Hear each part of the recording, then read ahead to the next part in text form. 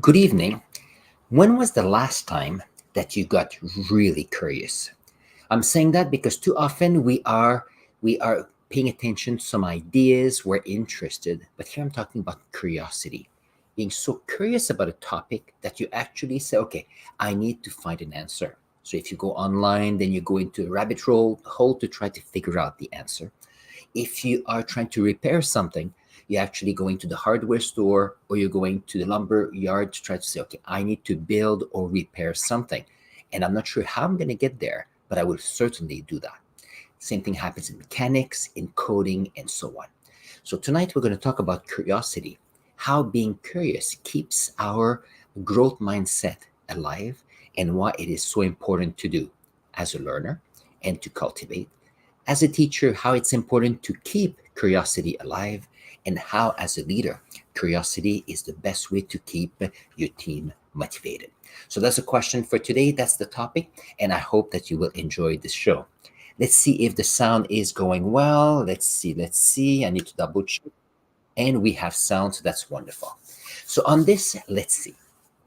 If you're new to my podcast, my name is Alain Faber. I've been teaching science and other topics for more than 25 years, and I'm sharing on this podcast different ideas, experiences that I've gone through, my ideas. And if you have any comments, clarification questions, don't hesitate ever to put your comments in the comments below. That's how I listen to your ideas so I can make this show nice and I can learn from you. So let's see. So this show is always divided in three parts. One is about the learner's perspective. Second is about the teacher's perspective or the trainer's perspective. And the other one is about the leadership, the leader's perspective, either in the school or part of a team. So let's see if we can learn something fun. So as a learner, what does it mean or why should a learner be able to keep in mind that curiosity is at the forefront of their learning? So let's see if I can explain that a little bit. As far as me, I don't know you, but you probably noticed that sometimes there are things that you need to do. And when you need to do something, sometimes you have to do it quick. You may not put your heart into it. And what happens is that you go through the motion and you do so. However, you may not learn anything new, or you might not feel that you are contributing to what you're doing. However, if a learner has a chance to have his or her curiosity be able to be open, to be started, what happens is that we have students that say, okay, there's something I don't know, there's something I'd like to know more about, and let's see what I can do. Now, if you have kids or you are with little ones around, you know that they are always playing. The role of playing is you get into a situation and you are noticing something and then you are investigating what happens there. Now, in little kids, so sometimes you go into a park and there's little sticks on the ground. When they're much younger, they are using the sticks, they explore what they can do with the stick. However, the older you get, then you start investigating what you can do with that. Same thing with a piece of machinery. You can use or explore a piece of machinery. However, when you get more involved and you're learning about it, then you want to investigate what can you do with that machine and how does it work? And that's beauty with that. Now, I had training today with other science teachers, and we were given a chance to play with something called the microbits, and we're doing some coding. And interestingly enough, the best thing for us was to play with it. So at the beginning, instead of having long lessons of things that it does, we're given the equipment, given a scenario, and it's okay, let's see if you can get to it. And the interesting part is that we were all science teachers, so that's one thing. Second, we were all curious about this opportunity. I had seen microbits in the past. However, being able to play at my own pace, being able to talk to other people, and be able to have trial and errors and succeed was the main part here. And too often we forget that as a learner, the best way to learn is to play. In my electricity unit in grade 9, that's what I do.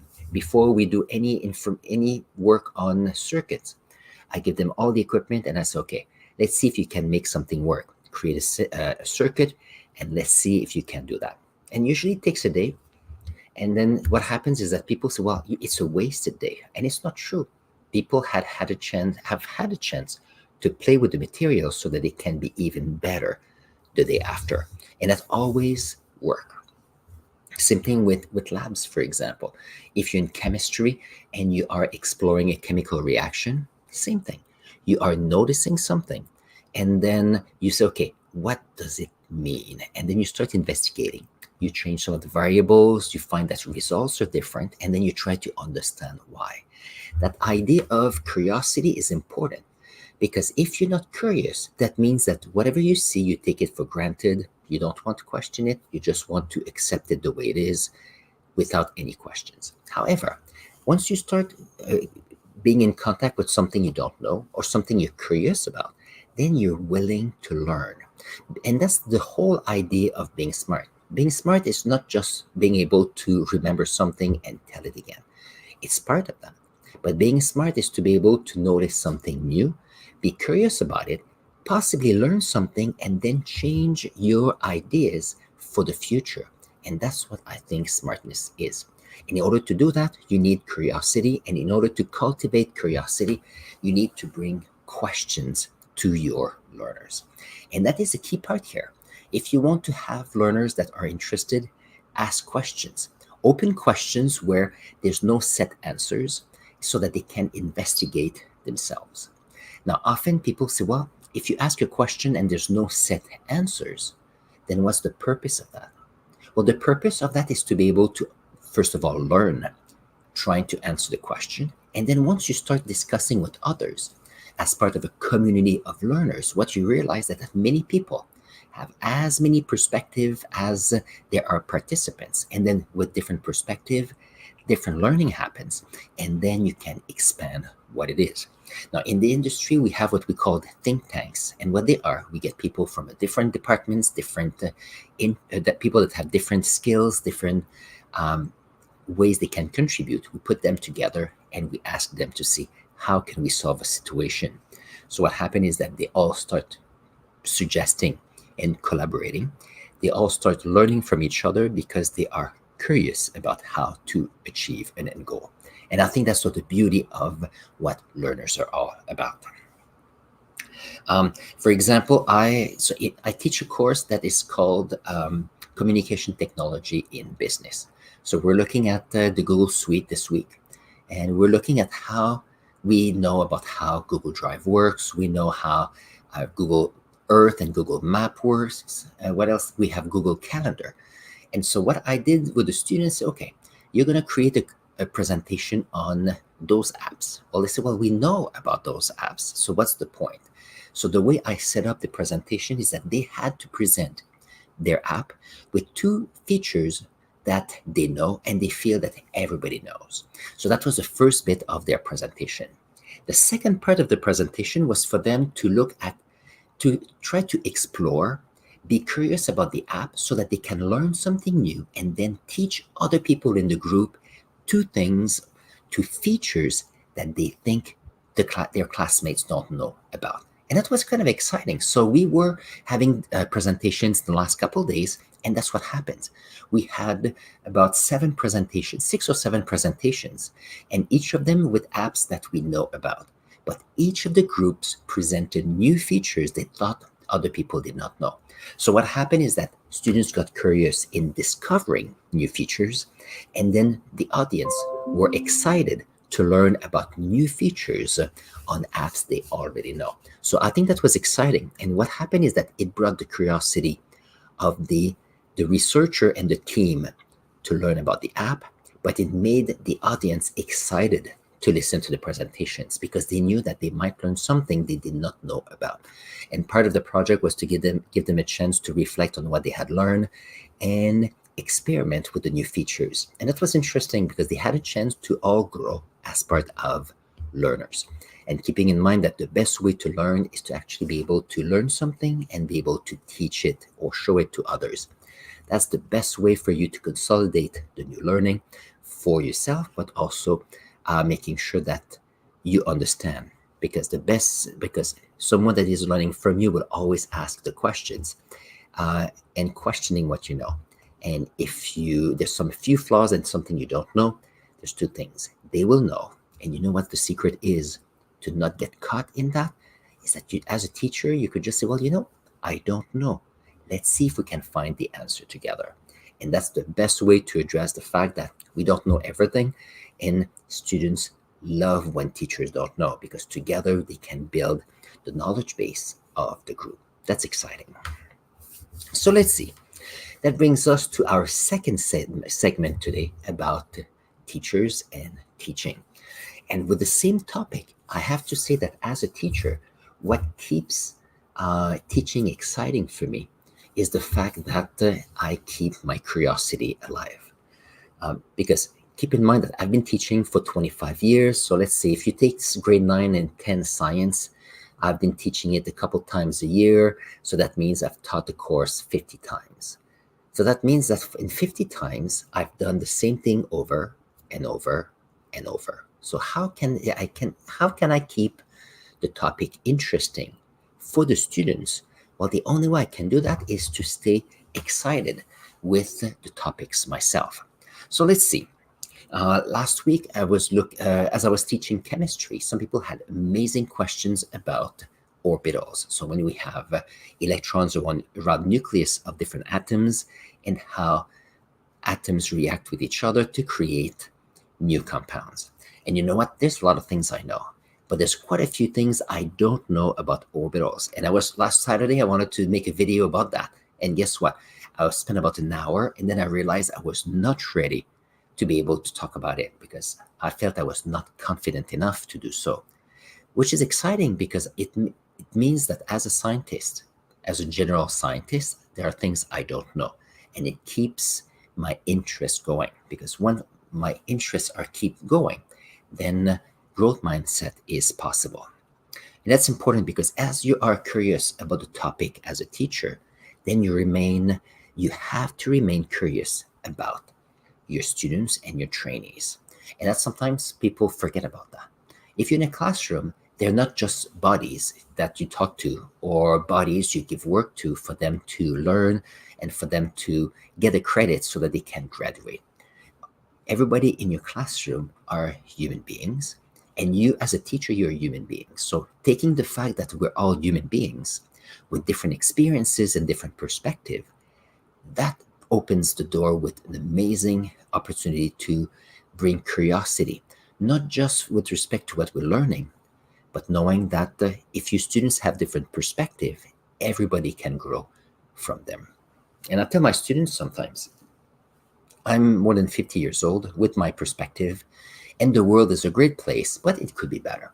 So that means that I need them to be curious enough so that they can collaborate together to make the future better.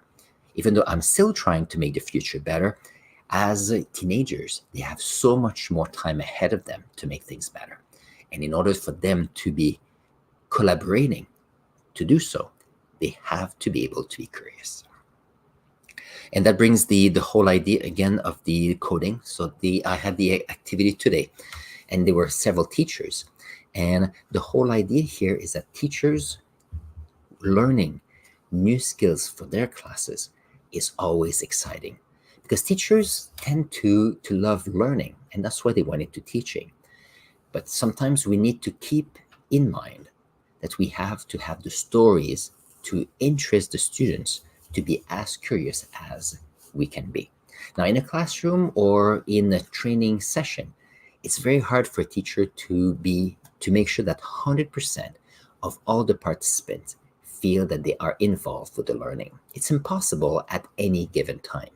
However, with practice, with discussions with other teachers, with getting new skills in pedagogy, what happens is that you are getting better and better. And if it happens that a student is not engaged in the first 20 minutes or the last 20 minutes of a class, but somehow you bring enough variety in your lesson that somehow at some point he gets involved, then that's the main thing.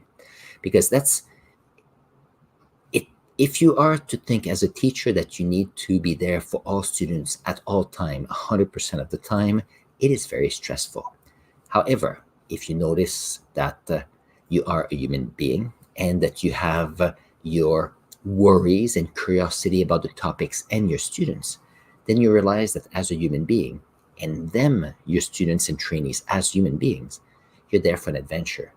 The adventure to learn by being curious. So today I learned about coding. Am I the best? I have a lot of question marks, and I'm wondering how I can apply all the what I've learned today in my class. But I was there with several of my co-workers from the same school, so I'm sure we'll come up with something fun. Let's see if there was another way that I can. Okay, I had another one here. What is my other? So get student exciting and discovery. Okay. Um, Ever so often, current news is a great way for teachers to bring curiosity. So sometimes, so I was listening to a documentary about how we have green energy and we think of green energy and electric vehicles and so on, and how we produce energy and power plants. So here in Canada, and it was a documentary about what's happening in another country. I won't say it which one. I won't say which one it is. Just so we don't make judgment. But the whole idea here is that I brought the article to the class to say, okay, and I explained to them why I thought this article was interesting. And actually, no, I asked them what was the parts that they thought was interesting. And then I shared with them why I brought the article. And then we had a conversation about different ideas. And the whole thing here is that we had 19 students in the class at the time. And those 19 students were discussing about the same topics. But it was amazing to see how different perspective we have. Perspective because we have our life experiences here as Canadians, but many of the students are from a new immigrants and new citizens here of the area, and they have their own ideas and their own perspective and own solutions at a different situation.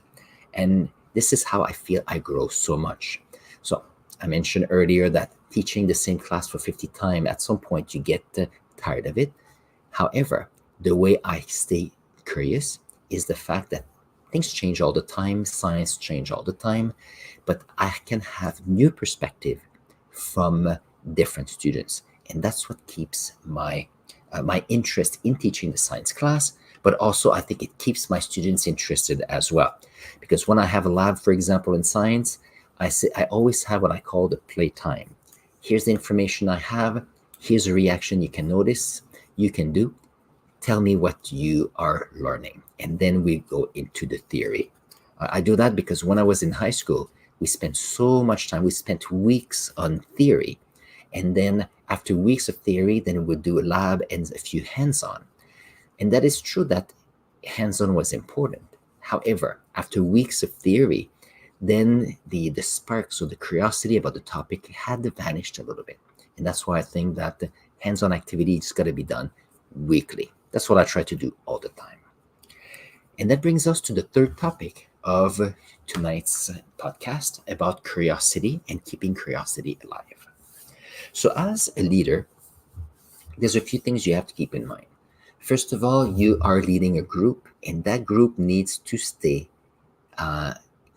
engaged in what they have to do. The best way to keep a team engaged is to keep them curious about how to make the team better, but also how to make the good and services they provide better. The only way you can do that is to either ask questions to them or give them the opportunity to keep curiosity alive. So that means that every so often you talk with them, you get to know them as individuals, but also you have a chance to question what they've done so far so that they can have a different perspective on what's the next step for them. And I think that's something that in many ways, sometimes in the workforce will be missing. I know that we want to keep individual working at their own pace. People know what they need to do. However, having conversation once in a while is important. It gives you a chance to get to know your team members, but it also keeps in mind that it gives the team member a chance to better know their leaders. Because a leader that is just a leader but is not curious about what they're doing is not exciting. So what happens is that you are part of a system, part of a company, part of a hierarchy, and then people know what they need to do. But then it becomes a process. Processes are amazing. In science, we have the scientific inquiry process. However, the questions and that we're trying to answer using the process, that's what is exciting. For the same way as a leader, what keeps the leadership exciting is the curiosity to do something greater as an individual and as a leader, but also want every members of your team to get better. And that's important. And also to keep in mind that uh, as a leader, you may not be a teacher or trainer, you may not be as much of a learner, but staying curious bring new ideas. And often an idea may not be much by itself, but an idea can bring another idea that can bring another idea that could be the solution you're looking for. And I think that's what the whole purpose of what leadership needs to do, and keeping curiosity. And it's keeping a growth mindset. Growth mindset is to understand and believe your beliefs, to know what you know and be certain about that, but also be open minded enough to say, okay, there's something I don't know here. Let's see if I can learn something to be better as a teacher, to be better as a leader, but also as a learner. Too often, if people go to school or go to uh, a workshop and all they do is they sit, they know that information is coming to them and then they move on. Well, education doesn't is not as exciting because all it is sharing of information, and there's no curiosity. There's no need for discussion, collaboration, being able to, let's see, what is the other thing? To maintain curiosity so that together we can come up with the answers. And these are the topics I have for you today. So today's podcast was about curiosity and keeping curiosity alive so that as a growth mindset, we know that whoever we are today is amazing and is so much better than who we were yesterday and last week.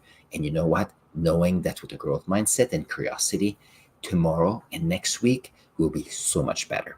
I believe in you. If you have any questions, any comments on this show, put them in the comments below. I always read them and answer them because guess what? That's how I learn. I learn from you. On this, have an amazing week and I'll see you, or I'll talk to you next week. Take care.